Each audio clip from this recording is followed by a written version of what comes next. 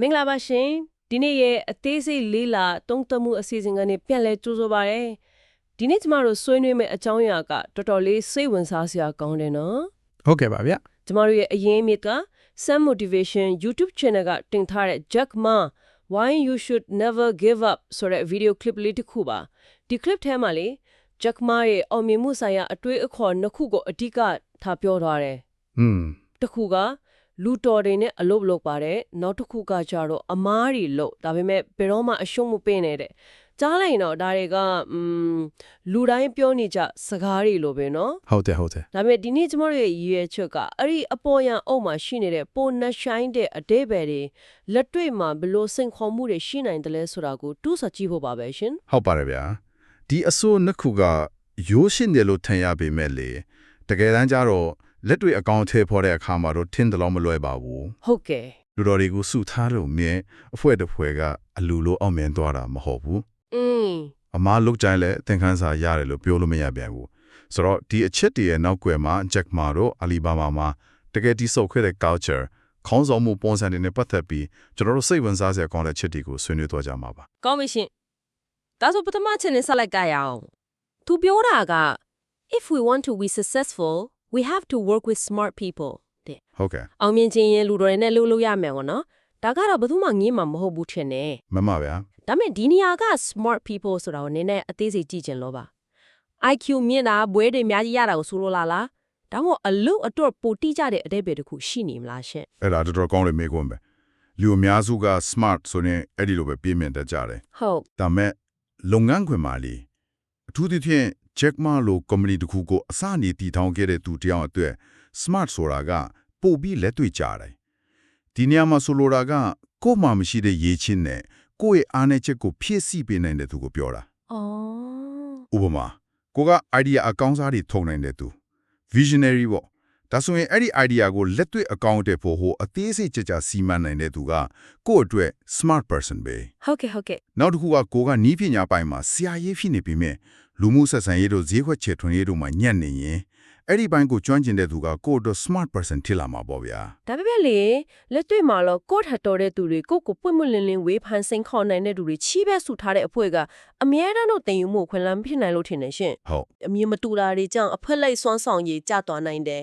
ကိုယ့် idea တွေပယ်ချခံရတာများလာပြီးကိုအသုံးမကျဘူးလို့ခံစားရစေနိုင်တာမျိုးပေါ့ဒီလိုအခြေအနေမျိုးကိုသူတို့ဘယ်လိုကင်တွယ်ခဲ့လဲ အဲ့တကယ်ခုအရေးကြီးတဲ့ချက်ပဲဗျာ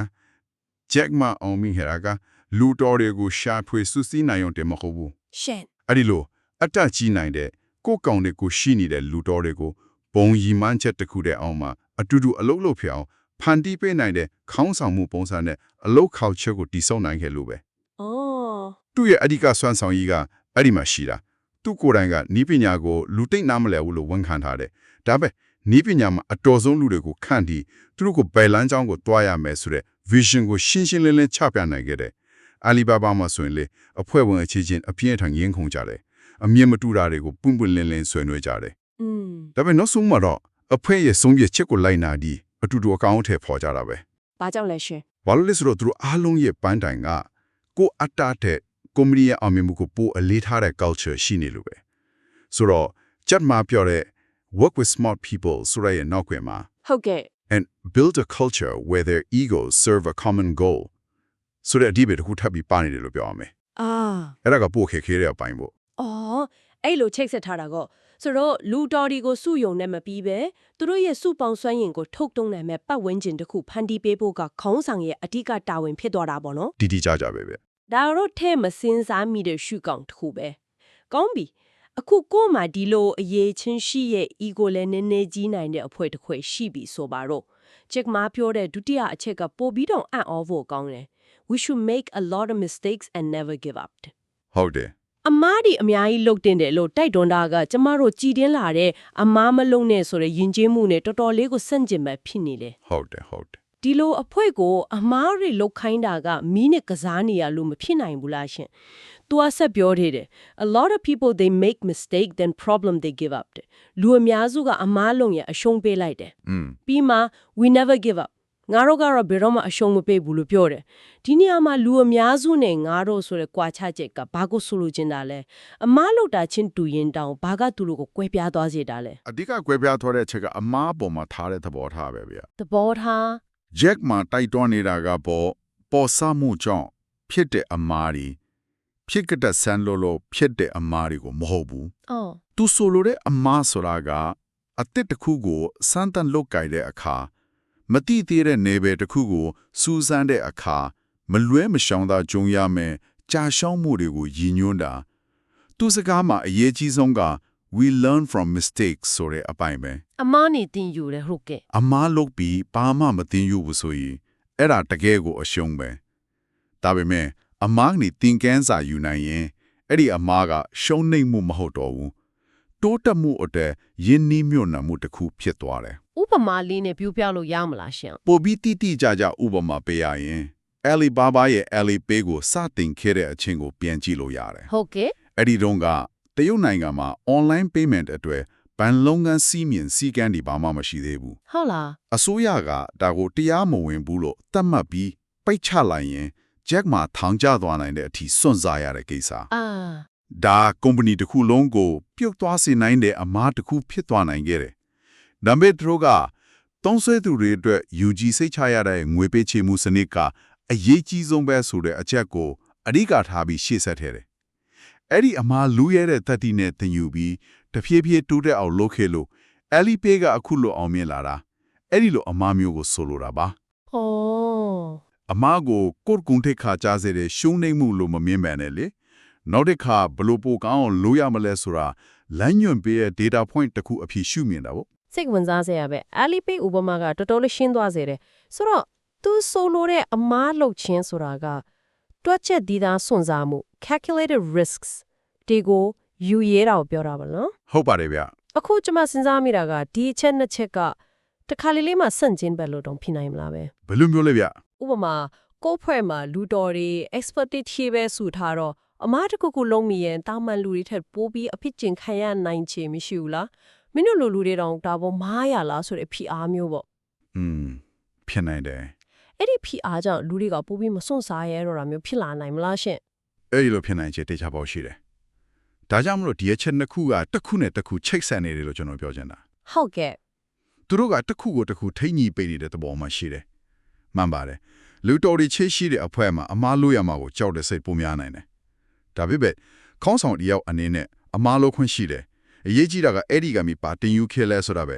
ဆိုတဲ့ကောက်ချကိုတကယ်တိစောပေးနိုင်ပြီဆိုရင်အဲ့ဒီလူတော်တွေရဲ့စွမ်းအင်ကအစားပေါင်းများစွာတိုးလာတယ် အော် စဉ်းစားကြည့်လေကို့မှာအမားလို့ခွင့်ပေးတဲ့ကောက်ချရှိတယ်ဒါပေမဲ့အဖွဲထဲမှာအဲ့ဒီအမားကိုခွဲခြားစိတ်ဖြာပြီးသင်္ကန်းစာထုတ်နိုင်လောက်တဲ့အရေးကြီးရှိတဲ့ smart people တွေမရှိဘူးဆိုရင်တော့ဘာဖြစ်မလဲ အမားတွေပဲထက်ကလုံးနေမိမှာပေါ့ ဟုတ်တယ်ဘာမှတိုးတက်လာမှာမဟုတ်တော့ဘူးပြောမရအနေနဲ့လူတော်တွေရှိလေဒါပေမဲ့အမားလုံးမှာကြောက်လို့ဘယ်သူမှဘောင်းအပြင်းမထွက်ရဘူးဆိုရင်လေ ဒီထွန်းဖန်နီးမှုတိတိထွက်လာမှာမဟုတ်တော့ဘူး အဲ့ဟာပဲဒီတော့ဒီချက်နှစ်ခုကအပြန်လန်အကျိုးပြုနေတယ်လူတော်တွေနဲ့ဖွဲ့စည်းထားတဲ့အဖွဲကအမားတစ်ခုဖြစ်လာတဲ့အခါအဲ့ဒါကိုရှုထောင့်ပေါင်းစုံကနေခွဲခြမ်းစိတ်ဖြာနေတယ် ဟုတ်ကဲ့ ဤပညာဓမ္မကဘာကြောင့် system crash ဖြစ်သွားတာလဲကြည့်မယ်ဈေးကွက်ကျွမ်းရင်သူက customer ရဲ့တုံ့ပြန်မှုကဘာကိုပြနေတာလဲတုံ့တက်မယ်ဘန်ဒိုင်ဓမ္မကဒီအမားကြောင့်ကုန်ကြစိတ်ဘလော့တက်သွားလဲတက်မယ်ဒီလိုပေါင်းစုံတုံ့တက်လိုက်တော့မှနောက်တစ်ခါဒီလိုမဖြစ်အောင်ငါတို့ဒီအချက်တွေကိုပြင်ဆင်ရမယ်ဆိုတဲ့တန်ဖိုးရှိတဲ့သင်ခန်းစာထွက်လာတာဗျာ ဒါဆိုရင်အမားလုတ်ခွင့်ပေးတဲ့ culture ပါလူတော်တွေကိုသူတို့ရည်ချင်းအကုန်ထုတ်သုံးဖို့အခွင့်အရေးပေးလိုက်တယ်လို့ပဲပေါ့နော် တိတိကျကျပဲကျွန်တော်ကိုယ်တိုင်တောင် project တစ်ခုမှာအဖွဲ့ဝင်တွေကကျွန်တော် idea ကိုပယ်ချပြီးသူတို့နည်းနဲ့လော့လိုက်တာအများကြီးပေါ်အောင်မြင်သွားတဲ့အတွေ့အကြုံရှိဘူးတယ် ဟုတ်လားရှင် အစားတော့အတ္တကိုနည်းနည်းထိခိုက်တာပေါ့ကိုအတူဆုံးထင်တာကို ဟုတ် ဒါပေမဲ့နောက်ပိုင်းကျတော့အဖွဲ့ရဲ့အောင်မြင်မှုကကိုအတ္တထက်အများကြီးပိုရေးကြီးမှန်းသိလာတယ်အဲ့ဒီအချိန်မှာငါမှားသွားတယ်လို့ဝန်ခံရတာကရှက်စရာမဟုတ်ပဲငါတို့အဖွဲ့အောင်မြင်သွားပြီဆိုတဲ့ခံစားချက်ကပိုပြီးကျဉ်းစရာကောင်းမှနားလေသွားတယ်အဲ့ဒါ Jack Ma တိဆော့ချင်တဲ့ culture မျိုးပဲအမားလို့ခွင့်ကလူတော်တွေကိုစွန့်စားရစေတယ် အဲ့လိုစွန့်စားမှုတွေကနေမှ Google ရဲ့ Gmail လို့ Amazon ရဲ့ AWS တို့လို့တကယ်လောကကိုပြောင်းလဲစေတဲ့ breakthrough innovations တွေထွက်ပေါ်လာနိုင်တာ အရင်ကိုရှင်းလင်းသွားပြီရှင် ဒီနေ့ဆွေးနွေးခဲ့တာတွေကိုအနှစ်ချုပ်ကြည့်ရရင်ဂျက်မာရဲ့အတွေ့အခေါ်ကအပေါ်ယံကြည့်တယ်လို့မယိုးရှင်းဘူးနော် ဟုတ်ပါတယ်ဗျာ အောင်မြင်မှုဆိုတာကိုတီးအောင်ထဲထူးချွန်နေုံနဲ့မရဘူးကိုယ့်ရဲ့အားနည်းချက်တွေကိုဖြည့်ဆည်းပေးနိုင်တဲ့အရေးချင်းစုံလင်တဲ့အဖွဲ့တစ်ဖွဲ့ကိုတိဆောက်ရမယ် မှန်ပါတယ် ဒါပေမဲ့အဲ့ဒီထပ်ပေါ်အရေးကြီးတော့ကအဲ့ဒီဖွဲ့ကိုစွန့်စားမှုတွေယူရဲအောင်မလွဲမရှောင်တာဂျုံစားမဲ့ကြောက်ရှုံးမှုတွေကိုကြောက်မနေပဲတင်းယူစရာအခွင့်အရေးတွေဖြစ်သဘောထားနိုင်တဲ့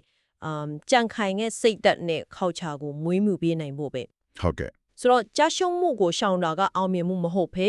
ကြာရှုံးမှုကနေသင်ခန်းစားယူဖို့ပြန်ထားနိုင်ခြင်းကသာအောင်မြင်မှုရဲ့လမ်းကြောင်းအမှန်ဖြစ်တယ်လို့ဆိုလိုနေတာပါနော် တိကျတဲ့အနစ်ချုပ်ပါပဲဒီနေ့ဆွေးနွေးမှုအဆုံးမှာနားထောင်နေသူတွေအတွက်စဉ်းစားစရာလေးတစ်ခုနဲ့ပိတ်ချင်ပါတယ်ဗျာ ဟုတ်ကဲ့ရှင် ကျမ်းမာရဲ့အဆိုတွေက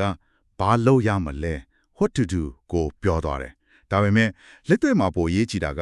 ဘလို့လုံးမလဲ how to do ဆိုတဲ့အပိုင်းပါ อืม ဒါကြောင့်စဉ်းစားကြည့်ဖို့ကတော့ကျွန်တော်တို့ရဲ့လက်ရှိအလုပ်ဒါမှမဟုတ်သင်ယူလေ့လာနေတဲ့ပတ်ဝန်းကျင်မှာအမားတစ်ခုခုဖြစ်သွားတဲ့အခါပထမဆုံးမေးတဲ့မေးခွန်းကဘယ်သူအမားလဲဆိုတာလားဒါမှမဟုတ်ဒီကနေ့နားတို့ဘာသင်ယူနိုင်မလဲဆိုတာလားအဲ့ဒီမေးခွန်းတစ်ခုရဲ့ကွာခြားချက်ကအောင်မြင်တဲ့အဖွဲ့အစည်းနဲ့တာမန်အဖွဲ့အစည်းကိုခွဲခြားပေးတဲ့ရပဲ ဟုတ်ကဲ့စိတ်ဝင်စားစရာပဲ ဆိုတော့ကိုယ့်ပတ်ဝန်းကျင်မှာအမားနဲ့ပတ်သက်တဲ့ပြောဆိုပုံကိုဘသူအပြစ်လဲဆိုတဲ့ဘက်ကနေငါတို့ဘာသင်ခန်းစာရခဲ့လဲဆိုတဲ့ဘက်ကိုပြောင်းလဲဖို့အရင်ဆုံး start တင်နိုင်မယ်အသိငယ်ဆုံးဆိုခြေလမ်းတစ်ခုက